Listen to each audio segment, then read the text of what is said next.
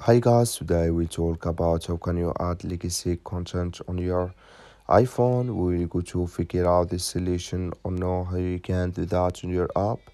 So you just follow these ways, then it's going to work with you. All you have to do inverse, you just click on settings here.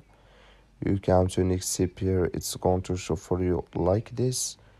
You click here on your name here, so then it's going to take you to this list. It's going to show for you like this. You click here on password and security here, so then you come to next step. It's going to show for you like this. You go down, just keep going down here. You come here to legacy contact. You click here on add legacy contact here. Then you click on add legacy contact. Add your password here. Then you click on sign in. So then automatically it's going to add with you on your on your iPhone. That's all. Thank you for watching. Don't forget to support us by liking, subscribe.